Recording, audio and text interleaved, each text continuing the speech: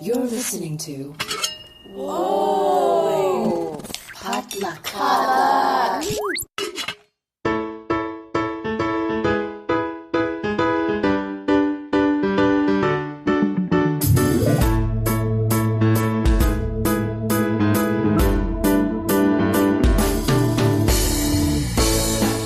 And welcome everyone to Books and Boba, a book club and podcast about books written by Asian American authors. My name is Marvin Yue. Joining me is our co-host Rira Yu. And today we have a special guest with us, Lauren Lola, an author, writer, and fellow book club member. Yeah, fellow book club member from the Bay Area, calling in via Skype. How's it going, Lauren?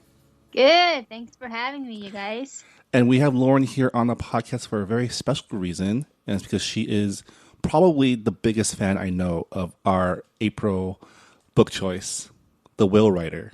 Mm-hmm. She was the one who recommended it and was really pushing for it. And I was like, we have a free month. We'll go with this book. Yeah, so our April book is The Whale Writer by Witi Ihimaera. Ihimaera. I'm terrible. Witi Ihimaera. I'm the worst. I should have. Lauren recommended a podcast that I should listen to before talking about this, and I totally got wrapped up in lap of because it's been busy. So I'm going to rely heavily on you two to because you guys also watched the film, which I haven't watched yet. So my only exposure to this story is through the book, which I understand is a little bit different than what the movie portrays. Yeah, a little bit, but. This podcast is mainly for books, so we'll probably concentrate on the book more. I think it's I think it'd be good to take a look at the differences though, because in our live discussion, and for those of you new to Books and Boba, in addition to this monthly podcast where we talk about the monthly book pick, we also have live in-person meetups in LA and online to talk about the books with you guys, our book club members. So if you guys want to join in, keep on the lookout. It's we always post the information on our Facebook page and our Goodreads forums. Right. Yeah. So we usually start the podcast by reading the synopsis of the book. So I actually have a physical copy of this book instead of an ebook, which doesn't usually have the summary for some reason. They really should. You know, I've bought a copy of every single book except for this one, which I bought the ebook. So this is like the reverse of like our typical. Yeah. Okay, so the summary goes: 8-year-old Kauhu craves her great-grandfather's love and attention, but he's focused on his duties as the chief of the Maori in Wangara, New Zealand, a tribe that claims descent from the legendary whale rider. In every generation since the whale rider, a male has inherited the title of chief. But now there's no male heir. There's only Kauhu. She should be next in line for the title, but her great-grandfather is blinded by tradition and sees no use for a girl. But Kauhu will not be ignored, and in her struggle, she has a unique ally, the whale rider himself, from whom she has inherited the ability to communicate with whales. Once that sacred gift is revealed, Kauhu may be able to reestablish her people's ancestral connections, earn her great-grandfather's attention, and lead her tribe to a bold new future. Cool. Yeah. So right off the bat, it's pretty much a modern... we should have mentioned... I don't know if we should still mention, but we're going to talk about this book. So if you haven't read it yet, you can get spoiled. So it's up to you whether you want... you can listen to this podcast and then read the book. You can let us influence your perception of the book, or you can read the book and see if it matches up with our perceptions. But just a warning. We're about to start.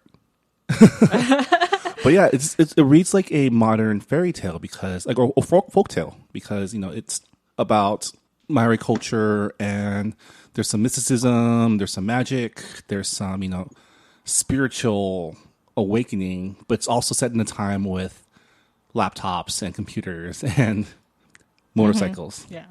Well, this book was originally published in 1987, so it's been 30 years since this book has been published, and for the movie it's been about 15 years. So it was written definitely in a different era than we live in now. And I think I think the book and also the film kind of reflects that, but we'll get into that a little bit more. But I guess we can open with our general thoughts on the book. Marvin, what did you think about the book? Since that, like, you haven't watched the film, and I thought it was a very breezy read. Like, it was it's a short 150 pages. It wasn't that long. It read like a folktale. Like, this is and I thought it was really interesting, especially since this is like an older book, but it kind of reads like it's about female empowerment. It's about like gender equality, but it's also about just like how there's a new, like, it's a new folktale for a new time, right? Like the whole conflict between Kahu and her grandfather is just, it's super cheesy, but it's also really like affecting, right? yeah. Like, it's cheesy in the fact that it's such a cartoon. It's like a very I can see this as like a Disney cartoon where it's like, oh, there's like old cranky man just doesn't like his granddaughter because he's a girl, and then she has to prove herself to him, and then he comes around like 180 or like out of nowhere. I feel like. Yeah, this book is definitely for. I mean, I found this in the young adult section of the library, but I would definitely consider it more middle grade. I can see middle school readers picking up this book. But yeah, surprisingly, a lot of adults love this book. If you check on Goodreads, there's like a lot of people who are raving about this book. So. Yeah. And I thought it gave a good glimpse into just Pacific Islander culture, Maori culture. The story being told through the uncle's perspective is really interesting too, because it's like it's a third person story told through the first person, right? Yeah. Well, what about you, Lauren? Like, you reread this book for book club. I don't know when was the last time you read the book, but like what were your thoughts on it? I last read it in November, so it wasn't that long ago. Oh, really? Okay. Wow. I feel like you read this book like a lot. Yeah, I read this book. I always make the effort to read at least once every year. And so I first read it when I was 13. So I guess this is like the 12th time I've read it. That's interesting. I mean, has anything changed in your, I guess, interpretation or experience of the book since? Is it more like a comfort food thing, kind of like how we go back to like old 90s era Disney movies every once in a while to kind of like to reestablish connections with our youth, or is it more of a like something that's evolving for you? I think it's more of the latter, where it's evolved as I've gotten older. Because I think before, when I was first introduced to it as a 13-year-old, I saw it as a story that could have easily been cliche, but the way it was told made all the difference. And that goes for both the book and the film. But as I've gotten older and have become much more aware of our culture, and especially now in the current political climate, it takes on a new meaning if you really think about it. Yeah. It was funny because after I read the book, I watched the movie, and Dan was watching the movie with me, and he was saying, "Wow, this reminds me of Moana a lot." I did see like in That's what Marvin was saying the other day. Yeah, I kind of saw that in an alternate universe, someone could have taken this book and turned it into the Disney movie that would become Moana. Yeah, because it's about, I mean, it's about a girl that can do incredible things in a world. Like, the difference is, like, in Moana, she was always gonna be chief. Yeah, whereas in like this book, she has to kind of like fight for it. And, yeah. Well, you mentioned Also, earlier. there's less sailing in this book. Oh yeah, yeah. But Marvin, you mentioned earlier that the book is interesting because it's kind of told through like a third person view. Yeah, like, it's told from the uncle's perspective, and I actually was very annoyed about that when I first started reading the book, because I was like, this is about Kahu. This is about Yeah. this young brave girl, but I keep hearing it from the uncle's voice, and I just couldn't help but think, oh, would this book be different if it was written in the girl's perspective? Would I have seen her more? It would have been. I would have liked it more if I heard her internal thoughts more. But then I listened to the podcast that Lauren recommended, Right. which was was it a World One interview with the author? I'm not sure which channel it was, but it was a BBC, right? Or I think it was distributed by BBC, but I don't think it was actually BBC. But No, it was the BBC World Book Club. oh, it was okay. But yeah, they had a very in-depth interview with the author, and someone had asked him that question, asking him, why did you write the book from the uncle's perspective and not the girl's perspective? And Witi Ihimaera, he said, well, I'm a man, and while there are male authors who can write in the voice of a young girl or women characters, he didn't really feel like it was right for him to kind of get into the head of the main character. And I was like, oh, I respect that. Like, if he felt like he couldn't write a good story from that perspective, then yeah, I mean, it's I thought that was a very interesting choice. And after I heard about that, I was like, oh no, makes sense. And I actually really did like the chapters where Ravi, the uncle, he leaves New Zealand, he goes to Australia, and he goes to Papua New Guinea. Yeah. I was actually talking to Lauren about those chapters where, this is a story about Kahu and her grandfather. And so those chapters, if you take those out, would not add or subtract from the story. They're kind of more flavor. And as someone who isn't as familiar with Pacific Islander narratives, it was kind of really, really cool to see this extra flavor of the Maori diaspora throughout, New Zealand and Papua New Guinea, and just a glimpse of the culture and the types of, even the types of racism that they experience. Yeah, I was actually really surprised with I guess the nuance to racism and colonialism that was in this book, because it's meant for younger readers. And it's this fairy tale with whales and mythology and this young girl trying to get her grandfather's love. And then it all of a sudden switches to, oh shoot, someone got killed. And I was like, whoa, this is heavy stuff for a kid to read that about. Was a very the scene where the friend runs over their is it one of their servants or one of their field workers or okay something? So I guess we should start from the beginning of that arc, I guess. So Uncle Ravi, he's in Australia. I think he's in Sydney or another city in Australia. I'm not sure, but he's in Melbourne. Okay, I think so. Well, he's in a city in Australia, and don't quote me on that, I'm not sure. And I just met a guy from Melbourne, so that's in my head. Sorry. Okay, well, he is in a city in Australia, and his white roommate is oh, my dad is paraplegic. Was he white? I thought he was just a lighter skinned No, it sounded like he was white. He's okay. Yeah, but how did you read that, Lauren? Was he white?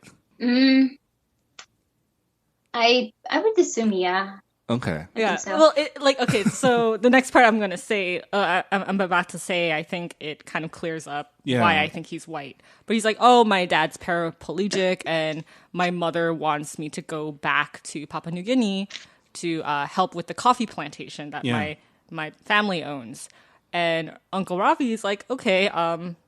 Do you want me to come with you? And they go to. Yeah, because he's on this see the world, expand my horizons. He's in his early 20s. He wants to experience new things. So wearing denim jackets and getting in fights. Yeah, and he goes with his roommate, and right away he realizes that his roommate's family is not okay with him being of Maori descent, because they keep referring to him as the native. Okay. Yeah, and the mom is very clear that she's the worst. Yeah, she's oh, you so should bad. she tells her son, oh, you should keep to your own. Like not Okay. like he's not the right like Ravi is not your I kind. thought it was because Robbie was more like blue collar, like he's, well, yeah. it was also like they mentioned skin color. right. So I was like, okay, I'm guessing that I think the roommate's name was Jeff, but I'm guessing that Yeah, it's- his name is Jeff. Yeah. probably So Jeffrey, I just like- thought that he was white. And then No, they I- have like these big lavish parties and the mom is just like, "Oh, my son Jeff, he's always bringing in stray dogs and cats and now he brought in a native." I get it. No, I think you're right. I think I don't know. For Sounded some reason, I missed super that part. Yeah. colonial. So I like immediately assumed that he was white, but I don't know. I might have to reread the book again to Right. make sure. But there's a I'm scene. rereading the passage where they met, and he doesn't really give a physical description of Jeff. So I'm assuming he is white. I guess from his name being Jeff is probably. Also coffee plantation. So I'm like, yeah. yeah. Okay. No, I'm coming around. I see that. Also, they run over. Yeah, they run over a dude, Yeah, and then they they run like, over a dude, and they're like, "Oh, it's just a native." So and they run away, and like the, like the mom was like, just being terrible. It's just they're the worst. That was an interesting, like just intermission in the middle of the story, right? Because I guess he had to find a way to skip from like her as a baby to her as a girl yeah. instead of saying like 4 years later. Well, the book was interesting because it was told from his perspective, and Kahu, like we kind of see her in the periphery, and that's also partly because she doesn't actually live in the village until Right. like in her early like 10, I think, like 10 or 11. Well, she's 8 at the end of the story. Okay, Isn't never she? mind. So she moves into the village while Uncle Rauri is still abroad. So I think when she's probably like 5 or 6, I guess. Yeah, because the whole deal is that her mom passed away shortly after her birth, Right.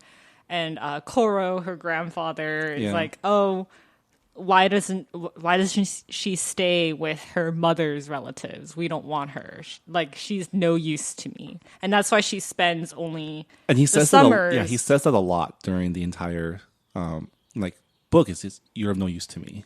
And that's like the central theme of his character being like cranky, misogynist chief grandpa.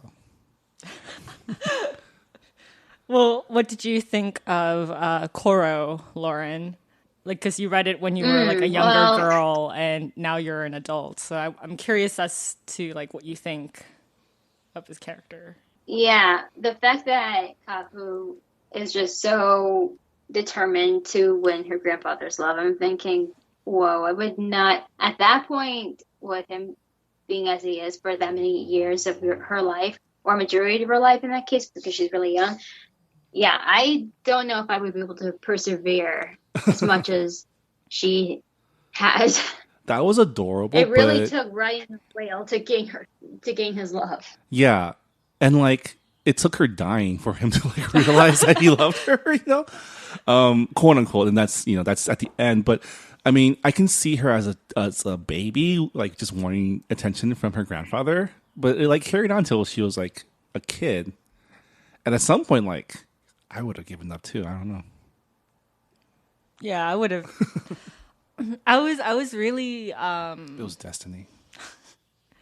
I mean, I was just really surprised that like the grandfather was so against his only great grandchild Yeah. inheriting the title of chief, and I'm guessing that it has a lot to do with the culture of The Maori tradition, tribes. yeah, and not even Yeah. that, but like I think it's. I mean, a lot of the central conflict of this book comes from the conflict between, or the collision between tradition and like family and modernity, right? Because it's not like there weren't like the tribe where the grandma comes from, Nanny Flowers, like. That's a tribe where like women are leaders. It's Yeah, like a there matriarchy. were women chiefs Yeah. in her tribe, so I was like, that's a little weird that he's totally against it. But But I guess like because of that, we have a story because otherwise we wouldn't have conflict in this book. Yeah. I'm sorry, but I'm gonna like probably like switch gears and talk about the movie a little bit because it is a bit different. So in the movie, the grandfather is not a total dick. Like it's very clear that he wants a boy, and he's very traditional, and in the movie, Kahu is actually born a twin, and she had a twin brother who died at birth. So there's that added layer. Right. And the movie's told through her perspective. Yeah, the movie is told primarily through her perspective. Is Uncle Rauri in? Oh, he's there. Is he still cool? Not as cool as the book, I think. He's kind of like, kind of bumming around. Okay. Does he still like wear leather jackets and get into fights? No. And ride bikes? No. I mean, he has his bro friends, but no, definitely not. Definitely not as cool as he is in the books. But in the movie, like the grandfather actually like picks her up from school every day. He he tells stories about like Maori mythology. So there is like this bond, but then as he gets a little bit more obsessed with finding the next chief, because like in the movie, since he had a bond with his granddaughter and like gradually kind of like drifted apart from her, there seemed to be more tension and more conflict in the film as opposed to in the book. He just kind of hated his granddaughter all the way up until the end of the book. Do you think that made more sense? Like I guess that for me that would make more sense in the end for him to come around because he had this connection. Because from the book, it did seem a little abrupt that he would all of a sudden realize he loved her all along. Yeah, you know. Yeah, and also like in the movie, his son, I forgot his name. I should probably look that up. Porongi. Yeah, Porongi. Yeah. Like in the book, he's still like the next chief. He's still living on the island. He's still helping out with the community. But in the film, he actually leaves. He goes to Germany to be an artist, and he meets a woman there, and it's not. She's a Caucasian woman. So. So there's like that added desperation in the film for him to find the one because the next chief is not like there is no next chief. I wonder if that's because the movie was made in the 90s, right? No, 2002. Okay, so like almost 15 years after the original edition of the book. So I wonder if that's more of like another like modern wrinkle into like the Maori story, which is like in addition to like coming up against, these modern things like gender equality and gender norms and things like that. Now you have to deal with like international travel and like the dissipation of your culture within like this globalized society, right? Yeah. Also, like I probably should. Maybe this will help. Probably should mention that the film is a German co-production as well. Yeah, it is. I was about to mention that. Maybe that's okay. So they need to hire a German actor in order to get the money, probably. I don't know. I mean, like, I do want to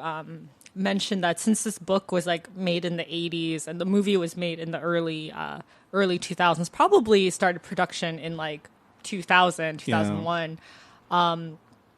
The film definitely shows how like the Maori community, like the Maori tribe, their culture is kind of like dissipating. You see it in like the way they live. Like the house is a little bit run down. Their school is a bit dilapidated. There's not a lot of young adults in the village. Whereas like in the book, it seems a little bit more optimistic. There are people who are more interested in learning about their culture. Like there's more schools. A school. But I mean, even in the book, they're also running into like the encroachment of commercialism and capitalism, right? Like the scene where all the whales started beaching themselves onto the beach, they were talking about how a lot of young people were going out and like just poachers harvesting their blubber and stuff instead of trying to like put them back into the water and saving them. And I thought that was really that was a really affecting scene because you see like even within the times now, like they're already this like people who cared more about their own well being as opposed to like these creatures that are supposed to be like their spiritual guides and their spiritual like Yeah, like from like reviews and from reading like comments in the Goodreads community, it seems like a lot of people were really affected by that scene where like over 2,000 whales were beached and there were poachers. A lot of people said they cried, and it's something. There's something about whales that make people very sentimental and like create a very special attachment to them. I don't know if it's because they're endangered species or because they're like our mammal cousins, right? Like they're smart. I think and what I really also liked about that scene was it kind of showed like Uncle Wari and like all his coolness going around like beating people up for like and saving the whales and introduced us to was it an old white lady that was like trying to save the whales or something? Well, yeah, there were a lot of people trying to save the whales, and I think that was like a nice touch, because it shows that like it. No matter how devastating the situation was, like it brought people together. It made people bond more. Lauren, what did you think about that? Well, given, what they were brought to believe about where they come from, can you blame them for not only being sentimental but wanting to save the lives of these whales? Yeah, I mean, like Koro definitely saw it as an omen. It's like, oh, this is the end of my tribe. This is a sign from like Paikea, and it's like I can totally see like how he would think that. Well, he's like in this situation where he has no heir. He's like none of these boys are worth anything. They're like all like too like not worthy. And then now like the whales are coming and like beaching themselves onto the beach. It was a very bizarre situation where like even when they brought one whale back into the ocean, it would come back because it wanted to be with its family. And the book does an interesting thing in between chapters. You get kind of internal monologues of the whales. We get the side story of like the whale tribe, I guess the whale pack of like the original, I guess the whale of the whale rider, ancestral whale rider. Like he is longing for Paikea. He's like grown old and senile and like is just pining for the past, right? Yeah. In a lot of ways, he's like the whale equivalent of Koro. Like Koro, I forgot his actual name because Koro means old man, right? In the tribe, like linguistics. Oh no, Koro is his actual name. His nickname was Paka. Oh right, Paka Koro. Anyways, it was something that Nanny Flowers would always call him when he was kind of being an idiot, and Kahu kind of picked up that habit of calling him Paka because it was kind of like an endearment. Okay, yeah, Koro means sir. So I don't know if we want to jump ahead to when we're jumping all over the place as well, right? But the whales, like the ancestral whale is pretty much like the whale version of Koro, being like stubborn and thinking about the past and wanting to like relive the glory days. Yeah. Right? And that's part of the reason why. So after the whole like mass beaching incident, the ancestral whale ended up beaching himself right at the tribal beach, right? The beach where the tribe was, the Wangara. Yeah. His name, yeah. And then like when Koro saw this whale with like, I guess he had a tattoo. Yeah. He was like, oh no, it's totally the end. This is like our tribe coming to die, right? Our ancestor coming to like end everything.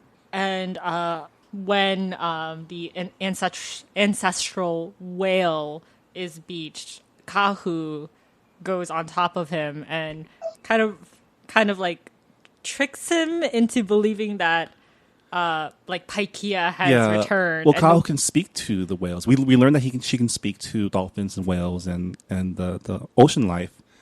And I guess she finds, the muscles that like the whale has trained to become footholds and handholds to like go for the original whale rider to climb on his back. Right. And because Kahu was named after the whale rider. Yeah. As like a way to maybe like, was it to spite Koro or was it just to like, honor. It was to honor Yeah. him, right? Yeah, the tribe, which is part of the reason why I guess Grandpa Coral just didn't like It her. was just like because- another tally to his but she rides the ancient whale back Yeah. to the ocean, and because the the whale thought that she was the original whale rider because they shared the same name. yeah, and then she disappears, and that's when Nanny Flowers is just like, that was your granddaughter. Like, now she's gone, and look, she got this. The stone, She right? got like the your necklace from. the like the reef or Yeah, from the reef, because like the final test for someone to become chief is for them to retrieve it from the depths of the ocean. Yeah. None of the young men or boys like retrieved it. Yeah. But Kahu did. So, and then that's when he realizes that she was the one after she was the all. one after all, and he was blind, and now she's gone. But then you realize at the end of the book that she's not gone. She's sent back because Yeah. what is it? Like the ancient whale brings her back to his kingdom. Yeah. And all of his like female companions are like, that's not Paikea. Well, That's- not even all her female companions. It's just the one elder one, like Yeah. his pretty much his queen yeah. in a sense, right? His like the elder female elder. Yeah, and she's just like, I know you miss your friend, but that's not him. Yeah. I mean, it's probably his descendant, but she doesn't belong here, so we need to return her. And I heard from the interview with Witi Ihimaera that was not the original ending. Yeah. The ending was the ancient whale finds out himself that like that's not Paikea. Yeah, so that was something that so there was that afterward in the version of the book I read that I guess was the foreword in the one that Lauren read, which kind of details his the author's story about writing this book, and that was one of the first things he changed. It makes sense in terms of the whole story, which is like, you know, It's about female empowerment, Yeah. and having a male character, even if it's a whale.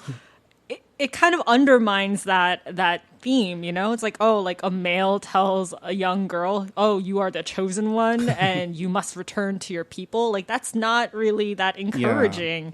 So to change it from having a male whale telling her, go back and fulfill your destiny, it's much, like, it makes more sense to have a female whale. But it was funny that like this our queen whale was like knew exactly how to like break it to him too. She's like the whale version of Nanny Flowers, who like just knows exactly how to one push his buttons or B like explain things to him. Yeah. Right. I mean, I thought it was really like it was really nice that there was a Nanny Flowers to really support this young girl who's not getting love from anywhere. It's like it like how often do we see older female characters encouraging young girls to kind of break gender roles and like encourage them to Was the grandma from Moana? yeah because like in a lot of books where there are like an older nanny figure, it's always just like, oh, just get married, like Right, get like married, be pretty, behave. Fairy godmother, like I'm Yeah. gonna make you pretty so you can get married, or like. But it was like be a really, lady. but it was like really reassuring that like there was this older female figure who is from a strong female Yeah. tribe, and she's like, yo, you can do a good job as chief. Like, don't let your grandpa say any like you're better than all those other boys. You're from a village of chiefesses. Like, Yeah. Yeah. And it was like nice how she had like a good handle on the boys, like Uncle Rowry. Like she's just like, hey, you need to protect this girl. This girl is special, and you're gonna treat her right, even though like in our culture, in this tribe, like she's not useful because she's seen as like weak, as the Right. weaker gender. So it was like nice that like not only she encouraged Kahu, she encouraged male characters to see women in like a very in a very respectful way. Yeah. Like And I thought it was refreshing. that goes to so in the afterword, he wrote about what led him to write this story was that he was watching, I guess, a bunch of children's programming with his daughters, and his daughter was really getting really upset that there weren't any, like that the women in these stories are always being rescued or really whiny or just cared about like boys, and like why can't the girls be the hero? And then he ended up just writing this story in like a couple days. Yeah, actually, it was. I don't know which edition you read and what edition Kindle Lauren. editions, I'm not sure. What edition Lauren read, but my copy of the book had a foreword. Okay, I and think that's the one that Lauren read then. Okay, and I so- think it's probably the same. it might be the Yeah. same, but he had mentioned that like his he was staying in New York at the time. Yeah, and yeah. There's a whale in the Hudson. and or there was a something. whale in the Hudson River, and he was like, "Oh my gosh, it's a sign!" And he wrote this book in dedication to his daughters, and Yeah. I thought that was really sweet because in the interview he mentioned that like his father was a chief in a Maori tribe, and there was a lot of expectations put on him to have a boy to continue the line of chiefs. But he had two daughters, and you know he loves his daughters, and he thinks that they can do amazing things. And he wrote this book to kind of like prove to like. Well, not prove to them, but kind of like encourage Yeah, them. and even he was saying in a forward slash afterward that like there's a lot of different like versions of this myth of like essentially the creation myth of his village, and like this is just one version, and this is the version that he wrote for his daughters. Yeah. And also, like he had mentioned in the very same interview that I mentioned earlier, that he would get fan letters from all over the world, and there was a boy from China who had written a letter and saying, "Hey, thank you for writing a book that showed that second born sons can do great things too," because it's written in Uncle Rauri's perspective, and he sees the world, he does great things, and Yeah. he's a second born son. So it's interesting how many people read this book around the world and got took different things from Yeah. it, you know? But yeah, this book's been around for a long time, and like I guess the original editions, they're rare now. They're like collector's items. Well, yeah, it was only published. It was only published in New Zealand. He didn't expect this book to go. I mean, maybe to Australia and maybe to other Pacific islands. It was but, the movie that like led to its popularity, like the reprint, right? I think it was pretty popular before then. I don't know the exact timeline, but I do know that it had international distribution before the film. Right. And it was a pretty popular book, and the movie just made it. The movie just exploded. It got into Sundance. It got into all these international film festivals and won awards left and right. Yeah. The actress who plays Kahu or Pai in the movie, she was like the youngest actress to be nominated for an Oscar until her record got broken a couple of years later. But the movie made history, and I think it really put not just New Zealand, but it also put like Maori culture on the map. I don't think a lot of people knew about Pacific Island tribes before. Yeah, this everyone movie. just thinks about like Hawaii luau dancers or Yeah. And it's interesting that we read this book at this time when like Moana came out, and and there's just been, Well, also, the director of the film is also back in the news because she's directing the live-action Mulan. really. I'm pretty sure. Lauren, can you back me up on this? Yeah, that's right. She's directing Yeah. the live action version of Mulan. That's so weird. Actually, this is really funny because in the movie there's a scene where Koro is training the boys in like, I don't know what it's called, taiha, like it's like taiha. Did he say, "Let's get down to business"? Yeah, it was like a let's get down to business scene with like the boys like having like fighting each other with staffs and That song could just be his entire theme song. Like, my just be a gosh, I man. never- That's and all. like That's when all that he scene wants. came on, I was like, "Oh my god, let's get down to business." So I think it's pretty funny that like she's Whoa! I cannot believe I didn't So, make like- that connection. well, like he like goes up to the boys and like does like scary faces and like sticks his tongue out and Yeah. being like, "Oh, this is what we did back then to like show our enemies that we will like we will eat them and intimidate them." Oh yeah, that reminds me of one of my other favorite scenes, which is her elementary school graduation, Oh yeah. where she like makes this big like I guess she does a speech in her native language, right? Mm-hmm. And then Uncle Rai was like, he just got up and did a haka, Yeah. and he's like, "That's awesome." Actually, that was like also my favorite scene in the movie as well. Oh, yeah? But the movie was a little bit different because there was this buildup of it's like, hey, there's gonna be something special at this like school event Right. concert thing. I really want you to come. So there's like more of a buildup, and when she does her speech in the movie, she's like crying. So it's like it's a little bit more heartbreaking. Whereas like in the book. She was still heartbroken. It during was still though, a yeah. very sad scene to read, but in the book, she seemed to be involved in every single club. Yeah. Like she's kind of seemed to be. She's like the student council president. Yeah, she Type like was of- in gymnastics. She was in Yeah. choir. She was in a lot of these clubs, and she was very capable in all of them. Whereas in the movie, I felt like she, I guess she was more down to earth in my opinion. Like she.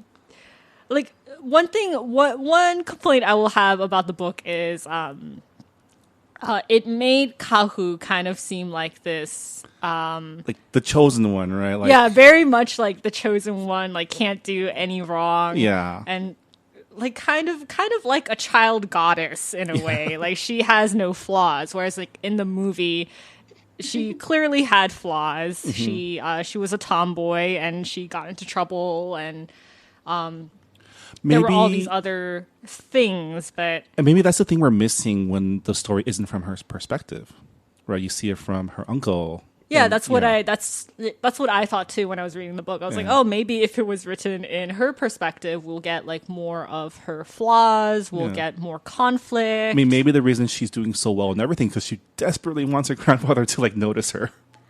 Well, yeah, like, yeah, that would make sense. Yeah. Lauren, again, having read this book like so many times, what's the main thing that's changed for you from the first time you read it to now? I think when I I saw the film first and then I read the book. I think one thing that's changed for me is that it was my introduction to not only the country of New Zealand, but it was also my introduction to Maori culture.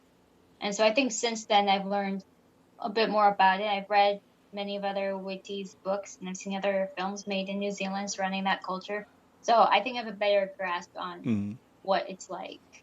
And so now I'm able to read this without having Right. too much. I kind of explained to wish me. I consumed this book through an audiobook because from what I've watched in the movie, it seemed like Maori culture is very like rooted in music and chants and like oral history. history. And I kind of wish like I'm pretty sure the audiobook had like music, like background music and pronounced everything correctly and had like the chants and I really wish I had chosen to consume the book through like an auditory way, but yeah, it was also like a good introduction for me because I don't really read a lot of I haven't read a lot of books with Pacific Islanders as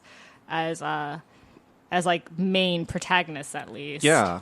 I mean, this book was published in the late 80s and I think it holds up now. I think a lot of people keep going back to it because it has sadly we still have gender inequality in 2017, especially in 2017 with Right. the Trump administration. So it's definitely Exactly. something that people can relate to, especially young girls who are reading this. And it's kind of cool to have like a young, strong female character who has there's no boy in this story. It's not like there's no boyfriend, there's no love triangle. It's just her. Yeah. You know.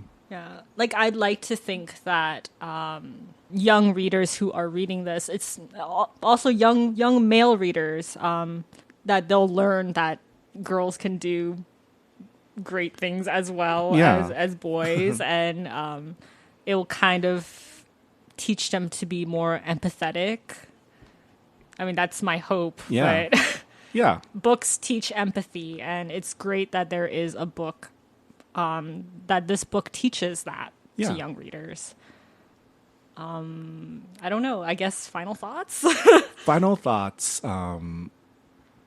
I liked it. I'm glad I read it. I want to watch the movie. I need to find time to. It's on to watch it. Netflix. Yeah, it's in my queue. It's just I didn't get to it because it's film festival week in LA, and I've just been swamped. I know it's not the best excuse, but I've been watching a lot of other films Oh, that yeah. have been pretty good. So Interesting fact, the actress who plays Pi, the main character in the film, Keisha Castle Hughes, she is one of the Sand Sisters in Game of Thrones. Oh, they're the ones going around murdering everyone, right?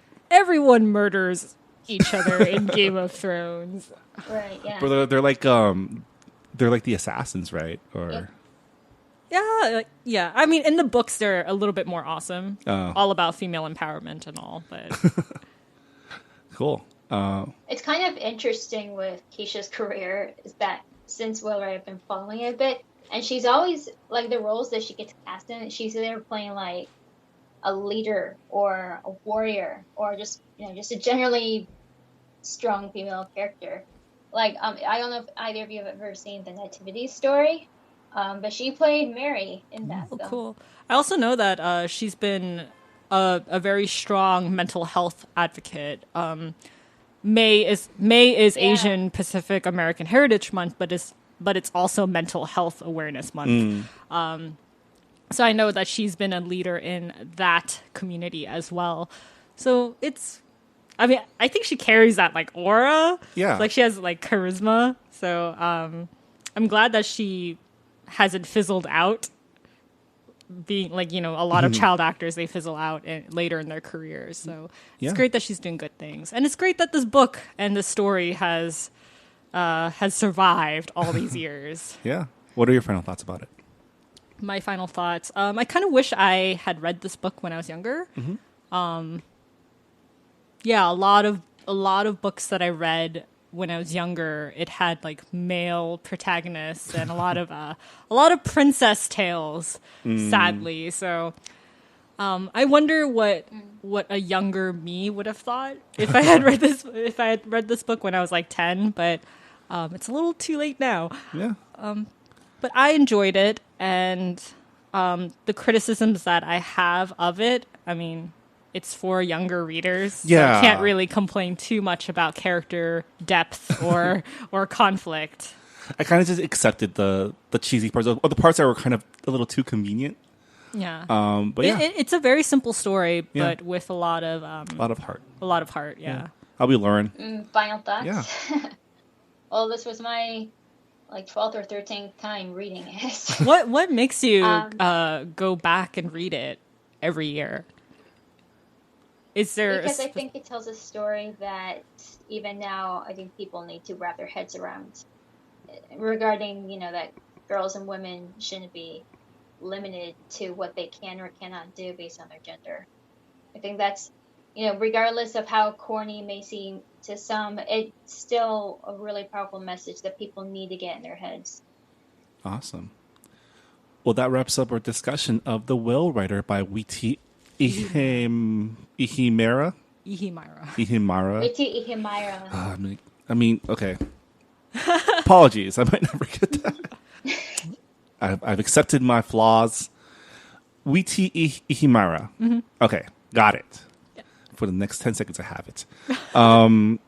Yeah, thanks. Hopefully, you guys all enjoyed this book as well.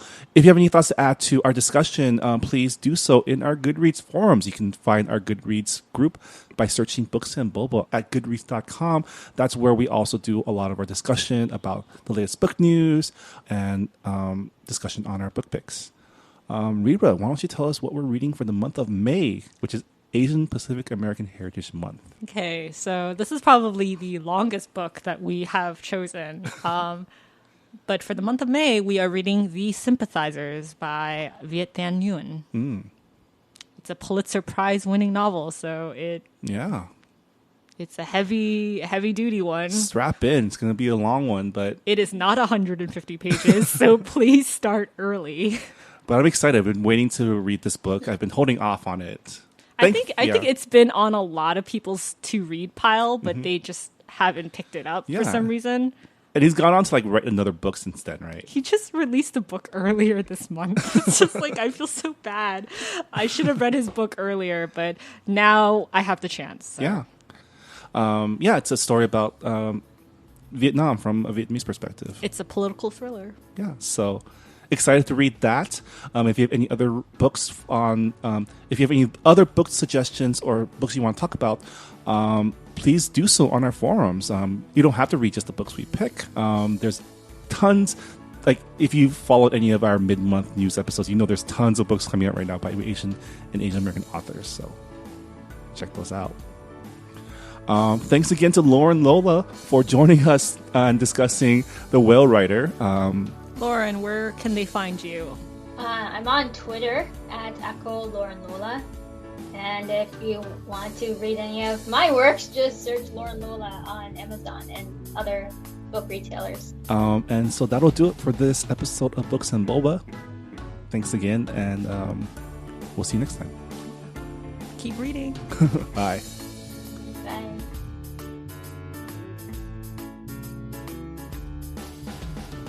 This episode of Books and Boba was hosted by Marvin Yue and Rira Yu and produced and edited by Marvin Yue. For further discussion on the books covered at Books and Boba, please visit our Goodreads forum. You can find the link on our Facebook page at Books and Boba, as well as by searching for the group Books and Boba on Goodreads.com. Books and Boba is also a proud member of the Potluck Podcast Collective, a brand new collective of Asian American podcasts and podcasters.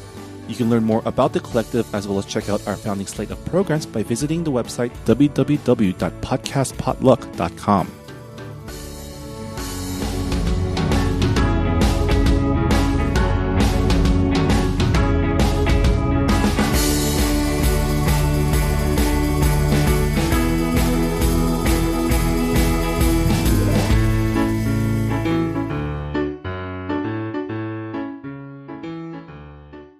If you enjoyed this podcast, check out the other great programs on the Potluck Podcast Network, such as the Collabcast, another podcast that I host about pop culture and the creative life from an Asian American perspective. Here's a little sampler on what you can expect from the Collabcast. All right. Let's get real, guys. Let's talk. Marvin's leaning in right now. He's getting upset. All right, America. We got to talk about the holiday season. The holiday season is Halloween, then Thanksgiving, and then Christmas. Went in my store just last week. Not even Halloween yet. Already Santa Claus is everywhere. Of course. Candy canes everywhere. I'm like, it's encroachment. It's you're not waiting your turn. Thanksgiving hasn't even had the chance yet. Like, what happened to all granted, okay, Thanksgiving decorations aren't that pretty. It's just pretty much dead leaves, right? It's just brown and orange leaves and like a turkey. Thanksgiving's about the food, so the only place you're going to see that matter is in a supermarket, and everyone else, no one cares. It's consumer I'm just saying, America. Cool it. Your roundtable discussion is over. I mean, But Marvin, I hope you feel better. Marvin's Let's a just party establish animal. that Marvin. Can I just say it? You can edit this out. No, go for it. You have a gash on your head, dog.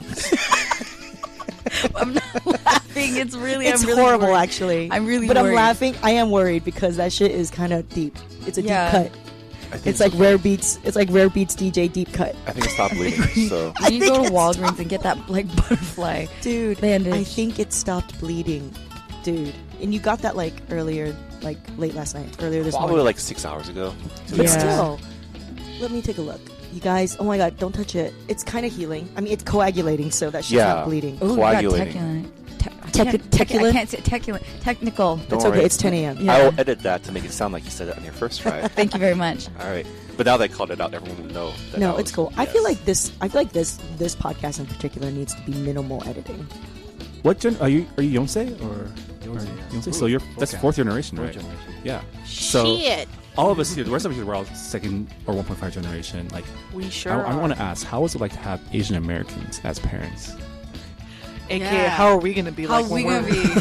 How are we going to be parents? How are I've we gonna be cool. like? I've actually had this conversation with a bunch of people over the past few weeks. I find it. Well, I've never gotten asked that question that way. Well, it's like you sort of grow up, like not really.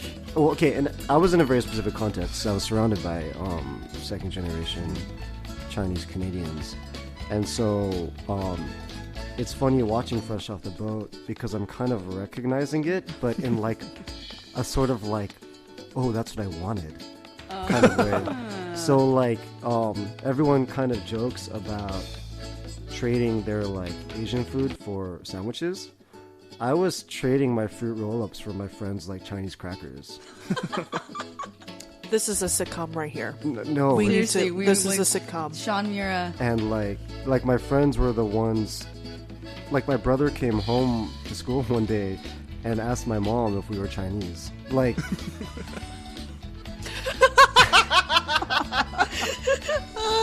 You know? One of the first emails, because I'm totally one of those people wake up and I'm in bed and I get on my phone. And one of the first emails was like, and it was saying like, oh, your week's gonna be rocky, Mercury's in retrograde. And I was like, shit.